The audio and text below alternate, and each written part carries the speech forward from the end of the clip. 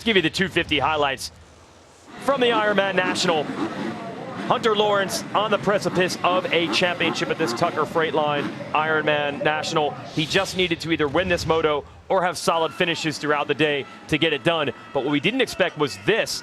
Ryder DiFrancesco gets the whole shot. That's not a huge surprise. But this whole thing turns crazy title-wise in turn 2.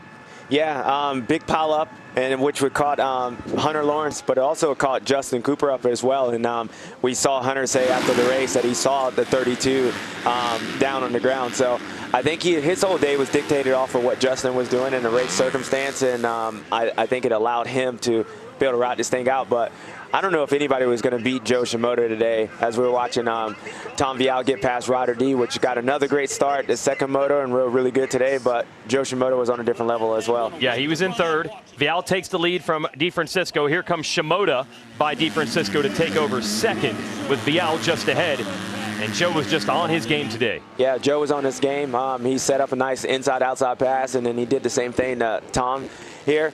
Just had the flow. I mean, like we said, it's probably one of the first races of the year. He's went 1-1. Maybe it's the first time in his career, but he just looked like he was in the zone. Everything was happening, and nobody. Levi threw everything in the kitchen with him, but nobody was catching Joe today. No, so there it is. Moto number 1 is going to go to Joe Shimoda. But the bigger story is the fact that with Justin Cooper in the back, there was very little chance that anyone could stop Hunter Lawrence from wrapping up this title early here in Moto 1. He was able to battle his way all the way back from that near pile up for him to 5th, and that was more than enough to win the 250 motocross title. The only problem was he didn't exactly know where the map was, so he was more questioning as he came across the line than celebrating. He still had a little work to do at Moto number 2.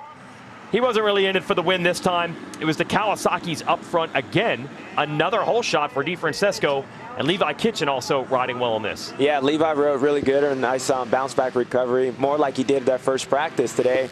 But just as the first moto, Levi was able to get around Joe in the beginning part of the race, and almost looked like maybe he was going to do what he's done at a couple races like Red Bud this year, be able to walk away. But it was Joe time today. He was able to get back around Levi and then also go after his teammate, which was another hole shot with Ryder D. He rode really good, but Joe was coming through. Again, he had the lines and you know, made his way around everybody, and that's the last they saw him. Yeah, and DiFrancesco, there's one jump that gave him a problem on this track right here. Yeah, he got past there by a few people. Justin Cooper got him by. He struggled there all day long, and I wonder if it's something that maybe he crashed there, because you can tell as he's going up this jump, he feels a little a little timid on that thing. So, you know, as you see Justin Cooper go by him, but actually what I pointed out between motos that Ryder D was the fastest guy in the 250 class overall lap time, so his pace was really good. And this was a tough break for Austin Faulkner. Made his way up in the playoffs. Looked like he got up in that top 30. I'm not sure where he finished at, but that was a tough hit. Luckily, he was able to get up. He knocked the wind out of him, but good to see Joe Shimoda, and congratulations, Mitch Payton and Pro Circuit to get a victory. Yes, 1-1 on the day for Joe Shimoda, and here's why it's significant. Kawasaki had not won a race all year in either class, indoors or out. That had not happened since 1981. It didn't happen this year. They got a win right here at the end. Here's Hunter Lawrence. He cruised the entire second moto because he already had that national championship wrapped up, and then he finally got to let the emotions loose. Beautiful. Yeah, well-deserved. Had a 30-minute victory lap, pretty much. And there's the Gary Jones Cup with all the names of all the former champions of that class. They'll add Hunter's name to that and the AMA National #1 plate. Here are today's race results. Shimoda with the 1-1.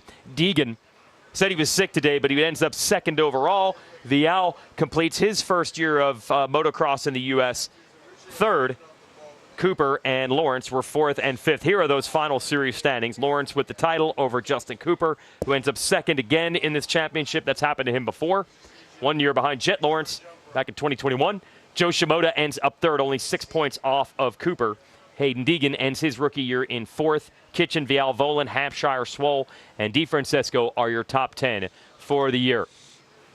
Now, this is cool because we're able to stay on with our SMX Insider post-race show. We get to show you some of the awards that you don't normally get to see on TV. We got some postseason awards. We did already give Hayden Deegan the Marty Smith Rookie of the Year award, but we've got a few others, and hey, they're painting the podium red both indoors and out this year. So Let's get to more hardware for Team Honda. Here's JT.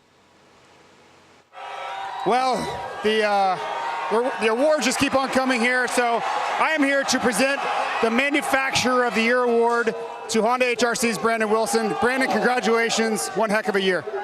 Thanks a lot. It's been an absolutely magical year for Honda. So proud. We've gotten this award before, but to do it the way we did this year is just such a testament to all the work all these guys do. It's just absolutely amazing year. Well, don't go anywhere. We have another one, which is going to be the Team of the Year. And going to hand you that as well. And there's just going to be more and more coming. When you win every title, things like this happen. You win every award we have to give. So congratulations on Team of the Year as well. Thank you. It's, again, just absolutely magical year. I think we all knew that we had a great team this year. Awesome riders, awesome staff. I think we knew things could go well, but I don't think any of us ever dreamt that it would be like this. Just absolutely amazing. Great job. And next up, Lars Lindstrom with Team Manager of the Year. Lars, come on up. I know it's a shock. I know it's a shock that you'd win something like this after you guys swept everything. But seriously, great job. I appreciate all of your generosity and insight throughout the year you've shared with all the fans at home watching. And most importantly, great job with your team. You guys won everything. Yeah, like Brandon said, it's been an unbelievable year. I mean, how can I ever top this in my own career? It's only downhill from here, right? So it takes the incredible riders we have, the great team we have, and an awesome motorcycle and 250 and the 450 for Honda. And I'm just so proud to be able to be put in this position. So thankful to Brandon and the rest of the guys at Honda to me in this position. I love it. I lived Honda my whole life. Thank you very much. Congratulations. And speaking of those motorcycles, the men that work on these nonstop, the 250 class champion mechanic award for 2023, Hunter Lawrence, please present it to your mechanic. Camera. It's to the best looking mechanic of the year as well. It's my boy. Let's go. Hey, how's it going? Pumped. Thank you, Hunter. Thank you, team, for accepting us, for having us. Jet, congratulations on a perfect season. And let's take some more. So, what do we got? Super Motocross next? Let's go!